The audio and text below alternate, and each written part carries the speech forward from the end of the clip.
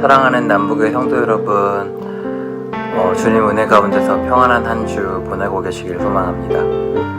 요즘 곳곳에서 물난리가 정말 심각하다는 뉴스가 자주 들려옵니다. 한국도 몇 주째 내리는 비로 인해서 수해 피해가 심각하다는데, 한국에 계신 가족들과 또 비로 인해 고생하시는 많은 분들을 위해서 잠깐이라도 기도하시는 복된 시간이 있으시길 소망합니다. 우리 노스캐롤라이나 지역에도 최근 자주 비가 왔었죠.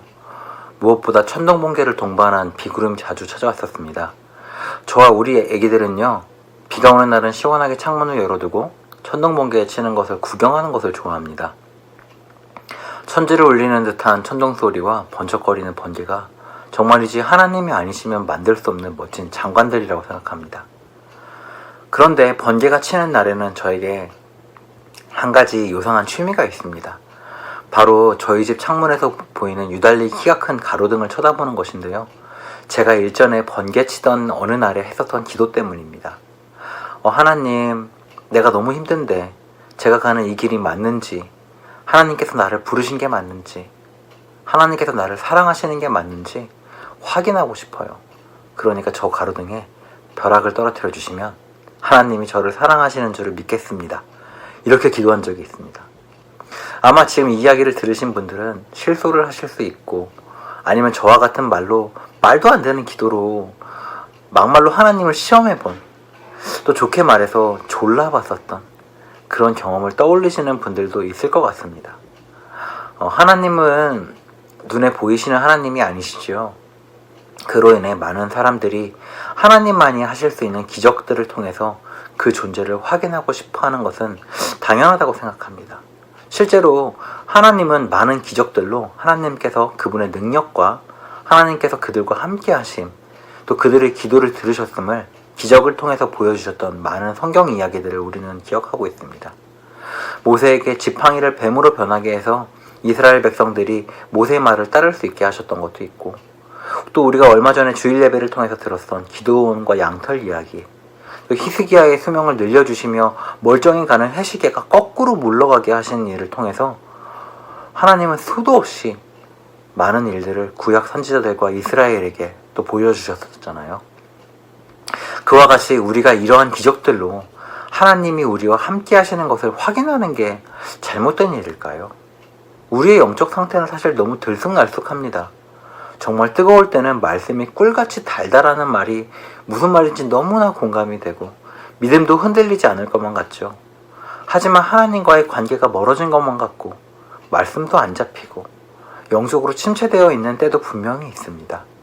그러면 이런 나를 다시 불태워줄 어떤 것을 찾게 되는 것을 하나님만이 하실 수 있는 그런 기적으로 확인받고 싶어 할 때도 있는 것이죠.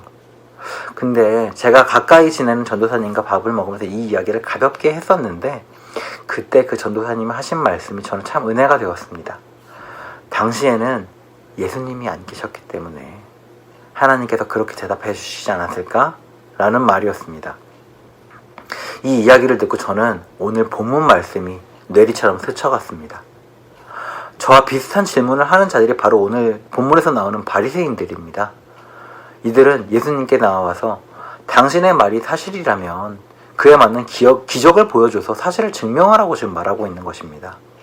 참 이들이 웃긴 것은 16장, 오늘 본문 16장이 시작되기 바로 전 15장 마지막에 기록된 이야기가 떡 7개와 물고기 2마리로 여자아이와 어린이를 제외한 4,000명을 먹이신 그 이야기가 나오거든요. 바리새인들이 이 이야기를 모를 리가 없었습니다. 그 자리에 아마 있었을 수도 있어요. 그런데도 이 일을 본 직후에도 그들은 예수님을 믿지 못해 표적을 보여달라는 것입니다. 저도 이들과 다를 바 없지요. 저도 사실 살아오며 하나님이 살아계시지 않으시면, 제 읊조리는 기도 소리를 듣지 않으셨으면 일어나지 않았을 일들을 수도 없이 겪었는데도 불구하고 저 가로등 하나에 번개 떨어뜨려 달라고 기도하는 그런 사람이지 않습니까? 하지만 예수님은 그런 저를, 또 바리새인들을 못 믿겠으면 말하라라고 내쫓으시지 않으십니다. 다만 긍휼히 여기시며 말씀하시지요. 아니, 저에게는 마치 약속하시는 것과 같이 들렸습니다. 요나의 표적을 보여주시겠다고. 여러분은 어떤 기적을 보시면 우와, 하나님 대단하십니다 라고 느끼실 것 같습니까? 귀신 들린 사람이 떠나가는 것을 볼 때, 맹인이 눈을 뜨는 것을 볼 때, 제 경험상 이런 것들은 오래가지 않았습니다. 하나님께서 저 가로등에 벼락을 떨어뜨리신다고 제가 믿음이 굳건하여질까요? 그렇다면 죽었다가 살아 돌아오겠다는 약속을 지키는 것은 어떻습니까? 모두가 보는 앞에서 매질당하고 무거운 십자가를 질질 끌고 올라가서 그 나무에 매달려 죽고 세계 최강 로마 병정들이 지키는 무덤에 난치되었다가 약속대로 정확하게 3일째 되는 날 아침 부활하신 한 분을 우리는 알고 있지요. 이 기적은 어떤 우연으로도 그 어떤 능력으로도 될 수 없지 않을까요? 어떠한 기적이 이 기적보다 크고 굉장하다고 생각하십니까?